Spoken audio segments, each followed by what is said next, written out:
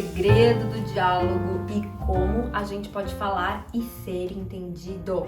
Sim, hoje a gente vai conversar sobre diálogo e vamos falar sobre o conceito e da importância da gente falar sobre o conceito para aplicar na prática. Bora! Bom, pra gente começar, então a gente vai falar sobre o conceito e eu vou falar de 3 conceitos diferentes. O primeiro conceito é o conceito que está no dicionário, que diálogo nada mais é que uma interação entre 2 ou mais pessoas. Guarda isso aí. Então, bem simples, básico, reto e direto, tá bom? O segundo conceito que eu vou trazer é de um cara que ele é o bambambam da linguística, sim, Jacobson. O nome dele se escreve com J? Se escreve, mas a pronúncia correta é Jacobson. Esse cara aí, para quem faz letras, com certeza já estudou, e para quem seguiu na carreira de linguística, deve estar estudando ele até agora, né? E Jacobson, ele veio com a teoria da comunicação, e dentro da teoria da comunicação ele traz 6 elementos muito importantes. O primeiro é o emissor, ou seja, quem está falando. O segundo é o destinatário, para quem eu estou falando. O terceiro elemento é a mensagem, ou seja, o que eu estou dizendo. O quarto elemento é o referente, o referencial, o contexto, da onde, né? É o que tem à minha volta, se a gente consegue captar o porquê que a gente está falando aquilo. O quinto é o canal e o sexto, o código. Eu vou explicar rapidinho um pouquinho de cada um e a importância da gente entender quando a gente está se comunicando quem que é quem e o que é o que, tá? Então, o primeiro é a pessoa que está falando. Então, se você é a pessoa que está falando, você é o emissor, né, da mensagem, e aí você tem que compreender todo o resto a partir desse ponto de vista de emissor. Se você é o destinatário, você precisa compreender todo o resto a partir do seu ponto de vista de destinatário, tá? Então, assim, você como emissor, você precisa saber para quem você está falando. Porque quando você sabe para quem você está falando, você vai pegar a mensagem, que é aquilo que você quer dizer, vai colocar dentro de um contexto que aquela pessoa pode compreender. Por exemplo, vamos supor que você é da área de finanças. Se você começa a falar com uma pessoa que entende da área de finanças, você pode falar financês com ela. Ou, se você é da área jurídica, você pode falar o jurídico com ela, o legalês com ela, certo?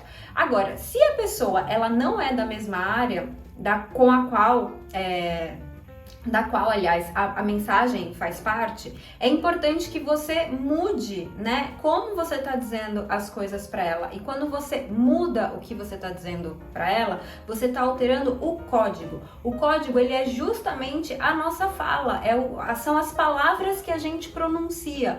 Por exemplo, eu tô aqui tomando de partida que você não sabe nenhum desses elementos que eu tô falando. Por isso que eu tô tentando explicar e trazer para o mais próximo da vida real, certo? Agora, se você é um linguista, eu já poderia falar e passar por tudo isso de uma vez, porque você com certeza entenderia esse vocabulário, tá bem? Então, o código é o vocabulário que a gente vai usar, e o canal é como a gente vai falar. A gente vai escrever, a gente está fazendo algo presencial, online, enfim. É por onde essa mensagem vai passar. Você consegue compreender como é fundamental entender esses 6 elementos? Porque quando você entende esses 6 elementos, o seu diálogo, ele pode ser muito mais eficiente, eficaz, tá? Então, assim, pode parecer muita teoria chata? Pode, mas não é. Porque quando você entende os 6 elementos, você consegue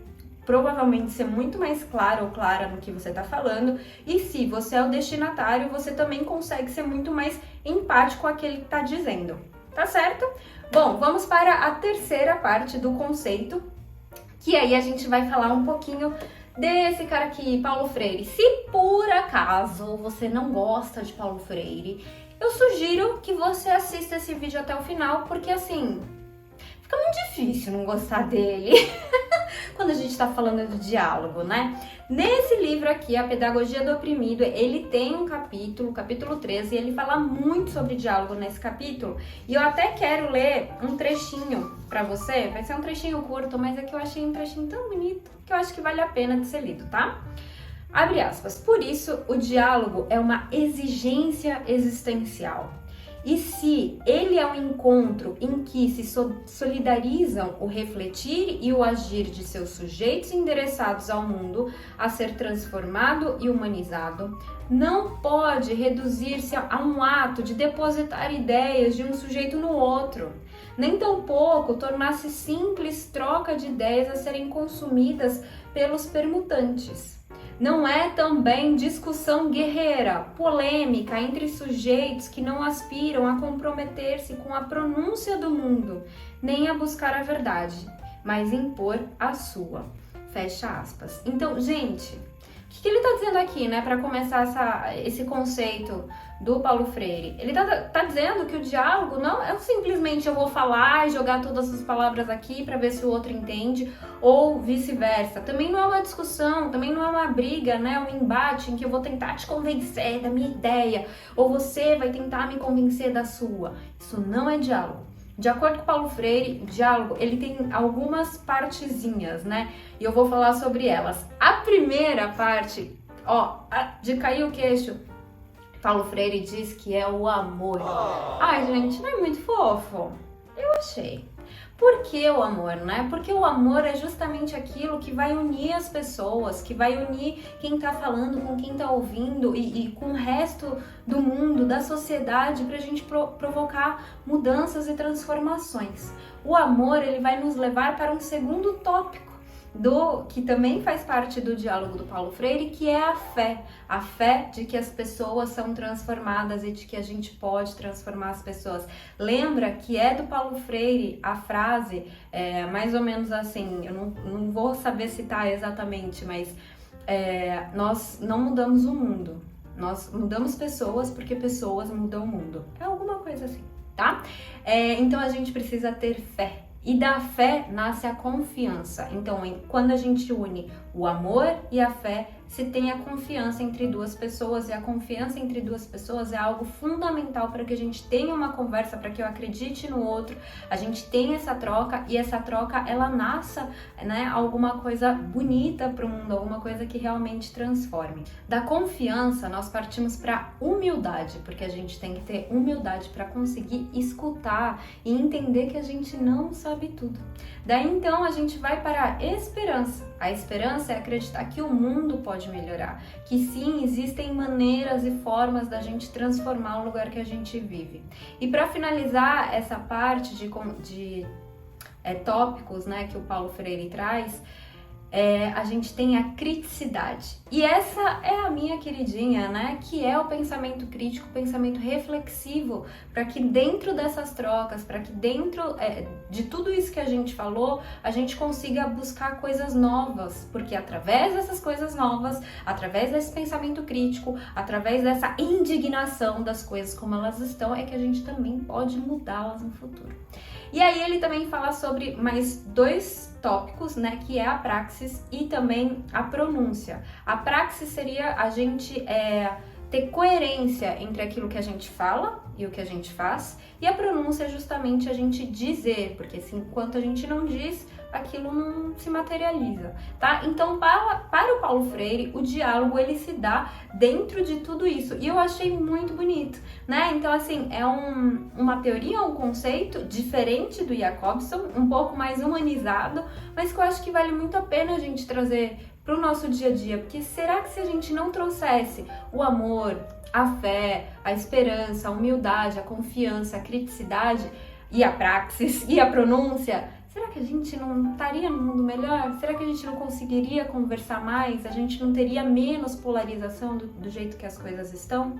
Então, eu acho que essas duas teorias, elas trazem sim o segredo de um bom diálogo, tá? E aí a gente vai para a segunda parte, né, dessa conversa. Por que é tão importante a gente entender esses conceitos, né, pra gente aplicar na prática? Eu sei que a gente tem uma ânsia, né, em querer coisas práticas, dica 1, dica 2, dica 3, mas eu acho que se a gente entende essas partezinhas que a gente conversou, a gente pode ir trazendo aos pouquinhos pra nossa vida. Então, que tal hoje você não trazer o amor para algum diálogo que você vai ter? Talvez o amor seja muita coisa para você. Então, Que tal olhar lá para a teoria do Jacobson, de você entender quem é seu destinatário, entender a mensagem que você quer falar, com quem que você quer falar, para você entender qual é o melhor jeito de falar, qual é o melhor contexto, né? Então eu acho que a gente compreender tudo isso que foi dito na primeira parte faz com que sim, nós tenhamos melhores diálogos e a gente se faça mais entendido. Quando a gente se faz mais entendido, olha que maravilha, a gente leva menos tempo, existe maior chance da gente ficar irritada, então, e a gente pode chegar em lugares em comum de uma maneira mais leve, não é? Eu acho que tá valendo a pena.